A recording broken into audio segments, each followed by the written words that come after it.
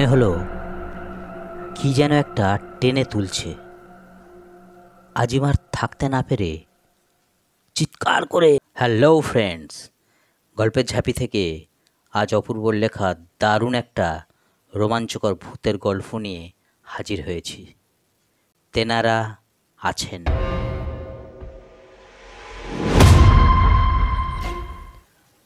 তবে চলুন শুরু করা যাক। আজিম উচ্চ মাধ্যমিক পাশ করে বাবার ইচ্ছায় কলকাতার কলেজে ভর্তি হয়। কলেজ করে টিউশন পড়ে বাড়িতে ফিরতে প্রায় রাত 10টা বেজে যায়। তারপর ট্রেন থেকে নেমে প্রত্যেক দিন 20-22 কিলোমিটার জার্নি করে বাড়ি ফেরা খুবই কষ্টকর। তার কারণে ওর বাবা স্টেশনের কাছে গ্রামের শেষ প্রান্তে একটি ঘর করে বসবাস শুরু করে। নতুন ঘর, তাই ইলেকট্রিসিটি নেই। কষ্ট করে হ্যারিকেনের আলোয় রাত্রি যাপন করতে হয়। আজিমরা বাড়ি করায় পাড়ার লোকেদের অবশ্য একটু সমস্যা হয়, প্রাতকর্মের সমস্যা। সে যাই হোক, অনেক সমস্যার সম্মুখীন হয়েও থাকতে হচ্ছে। আজিম কলেজে যায় যথারীতি। ফেরার সময় বিপত্তি বাঁধল। ট্রেন লাইনে কোনো এক মহিলা কাটা পড়ায় কখন যে ট্রেন ছাড়বে তা কেউ জানে না। যাই হোক, ট্রেন যখন এসে পৌঁছল, আজিম দেখল ঘড়িতে প্রায় রাত 2টো।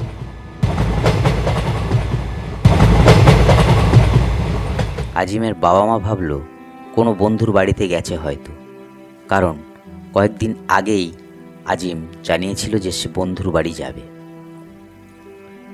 স্টেশন থেকে আজিমের বাড়ি মিনিট 7 লাগে। একদম গ্রামের শেষে ওদের বাড়ি। মেন রাস্তা মিনিট 3 যাবার পর বাদবাকি রাস্তাটা গলিপথে যেতে হয়। গলির রাস্তাটা পুরোপুরি এলোপাথারি গাছপালা আর বাঁশ বনে ভরা। রাস্তার দুপাশে 2-4টে পুকুর। পুকুরের চারিদিকে নানান গাছগাছালি রয়েছে। তার মধ্যে নারকেল গাছ রয়েছে বেশিরভাগ। এমনিতে অন্ধকার, গা ছমছমে পরিবেশ।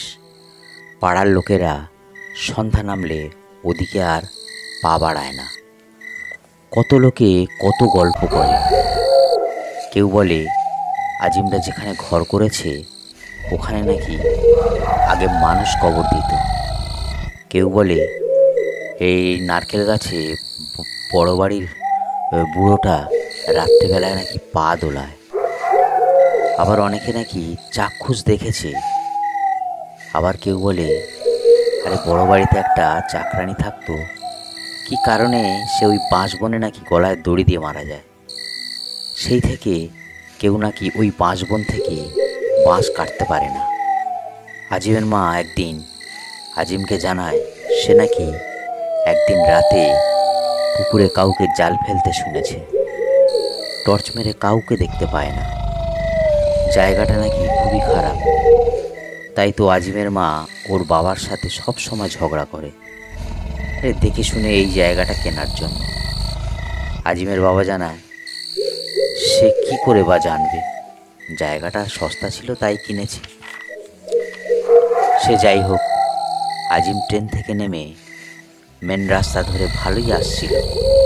গলিপথে ঢুকতেই মনের মধ্যে নানান চিন্তা উকি মারতে শুরু করলো। নানান লোকের নানান কথা হু হু করে আজিমের মনে জলের মতো প্রবেশ করতে থাকলো। একটু থমকে দাঁড়িয়ে পিছনে তাকালো, যদি কোনো ব্যক্তি আসে তো ভালোই হয়। কয়েক মিনিট অপেক্ষা করে নিরাশ হয়ে 2-10টা ঠাকুর দেবতা আল্লাহর নাম করতে থাকলো। আবার আজকে মর্মান্তিক ঘটনা ঘটে যাওয়ার চিন্তাও মাথার মধ্যে ঘোরাঘুরি করছে। রাতের বেলায় গলিপথের বড় বড় গাছের ছায়াগুলো দেখলে মনে হয় কে যেন দাঁড়িয়ে আছে। নানান চিন্তা থাকা সত্ত্বেও তাকে তো ঘরে পৌঁছতেই হবে। তাই সে মনটাকে যতটা পারা যায় শক্ত করে এগিয়ে চলল। হঠাৎ মনে হলো কে যেন তার পেছনে আসছে। চমকে পিছনে তাকিয়ে দেখল কেউ নেই, শুধু গাছের ছায়া। একটা ছায়া আর একটা ছায়াকে ক্রস করে দাঁড়িয়ে আছে। মনে মনে ভাবলো, রাস্তার বন জঙ্গলগুলো কেউ একটু কেটে পরিষ্কার করে দিতে পারে না? আজিমের মনে পড়ল, আরে ব্যাগে তো তার মা একটা ছোট্ট পেন্সিল টর্চ দিয়েছিল। অন্ধকারে ব্যাগ হাতড়ে টর্চটা বের করলো। এবার যেন একটু বুকে বল এলো। একটা কাঁপা কাঁপা দীর্ঘ নিঃশ্বাস ফেলে চারিদিকে টর্চটা জ্বালিয়ে দেখে নিল। আবার চলতে থাকলো। দুপানা যেতে যেতে আবার মনে খটকা লাগলো, কে যেন আসছে। মনে নানান সংশয় নিয়ে ভাবলো, পেছনে তাকাবো না সামনে চলতে থাকবো, না তাকাবো না বলে আবার চলতে থাকলো। আবার পায়ের শব্দ। আজিম দাঁড়িয়ে গেল। পায়ের শব্দটাও যেন থেমে গেল। আবার চলতে শুরু করলো। আবার শব্দ। আজিম কুইক ঘুরে টর্চের আলো ফেললো। কেউ নেই, শুধুই ছায়া। আজিমের মনে হলো, নিজের জুতোর শব্দ নয় তো। পুকুরের পাড়ে চোখ পড়তেই আজিম দেখল কি যেন একটা নড়ছে। তার বুকের রক্ত হিম হয়ে গেল। টর্চ ফেলতেই দেখল একটা বিরাট সাইজের শোল মাছ। আজিম ছুটে গেল ধরতে, গিয়েও ধরল না। মাছটা এক লাফে ছলাৎ করে পুকুরে পড়ল। আজিমের মন প্রশ্নবাণে বিদ্ধ হলো, এটা সত্যি মাছ তো নাকি অন্য কিছু? বাঁশবনের মধ্যে দিয়ে সরসর করে বাতাস বইতে লাগলো। বাঁশগুলো অদ্ভুত আওয়াজে দুলতে থাকলো।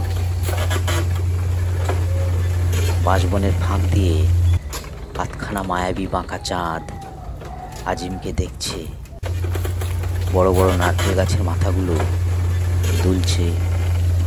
এই সেই গাছ যেখানে বসে জমিদার বুড়ো মনের আনন্দে পা দোলায়।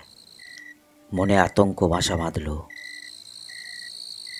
ভয় দূর করার জন্য জোরে জোরে সিটি দিয়ে গান গাইতে লাগলো। বাঁশবনের দিকে চোখ পড়তেই আজিমের চোখ বিস্ফারিত হয়ে গেল। গায়ের লোমগুলো খেজুর কাটার মতো সোজা হয়ে গেল। সিটির আওয়াজ বেসুরো হয়ে গেল। সারা শরীরে যেন হিমশীতল রক্ত বইতে থাকলো। বাঁশবনের পেছন দিকে একটা ছায়ামূর্তি ধীরে ধীরে সরে গেল। আজিম স্ট্যাচু হয়ে দেখতে লাগলো। একটু পরে ঝুপ করে পুকুরে জাল ফেলার শব্দ। মায়ের কথা মনে হলো। আজিম দৌড় মারবে না দেখবে ভেবে পাচ্ছে না। আজিম মনে মনে ভাবলো, এতক্ষণে যখন কিছু হয়নি তাহলে হয়তো কিছুই হবে না। দেখা যাক না কি হয়, সেই তো একদিন মরতে হবে। টর্চ জ্বালাতেও সে ভুলে গেছে। আজিম একটা গাছের আড়ালে গিয়ে দাঁড়ালো। আবার সেই ছায়ামূর্তিটা ধীরে ধীরে পুকুরের পাড়ের দিকে গেল, নিচু হয়ে বসলো। আজিম চোখ টেনে দেখতে থাকলো। মনে হলো কি যেন একটা টেনে তুলছে। আজিম আর থাকতে না পেরে চিৎকার করে কে রে বলে সোজা টর্চ জ্বালালো। ওইদিকে কে যেন অন্ধকারে মিলিয়ে গেল। আজিমের বুকে একটু সাহস এলো। তাড়াতাড়ি বাড়িতে গিয়ে ওর বাবা মাকে সব জানালো। তারপর ওর বাবা আর ও বড় টর্চটা নিয়ে পুকুর পাড়ে গিয়ে পুকুর থেকে একটা জাল উদ্ধার করলো। আজিমের বাবা একগাল হেসে আজিমের মাকে বলে, ও আজিমের বা, এই দেখো তোমার মেছো ভূত আমাদের জন্য পুকুরে জাল রেখে গেছে। আজিমের মা অবাক চোখে মাছ ভর্তি জালের দিকে তাকিয়ে থাকে। আজিম আর ওর বাবা একসঙ্গে হো হো করে হেসে ওঠে। কিন্তু না, এখানেই শেষ নয়। বাপ বেটা রীতিমতো জাল ঝেড়ে মাছগুলো একটা বালতিতে রেখে মনের আনন্দে সবাই ঘুমাতে যায়। ভোরে আজিমের মা ঘুম থেকে উঠে দেখে আশ্চর্য, না আছে মাছ, না আছে জাল। ওদেরকে ডেকে তুলল। ওরাও দেখে অবাক। আজিম জিজ্ঞাসা করে রাতে গেটটা খোলা ছিল কি না। আজিমের মা জানায় সে ভোরে উঠে গেটের তালা খোলে। আজিমের বাবা মাথায় হাত দিয়ে বসে বলে, তবে কি তেনারা এখানে আছেন? গল্পটি যদি ভালো লাগে নোটিফিকেশান বেলটি অন করবেন পরবর্তী গল্প শোনার জন্য। সাবস্ক্রাইব তো অবশ্যই। Thank you.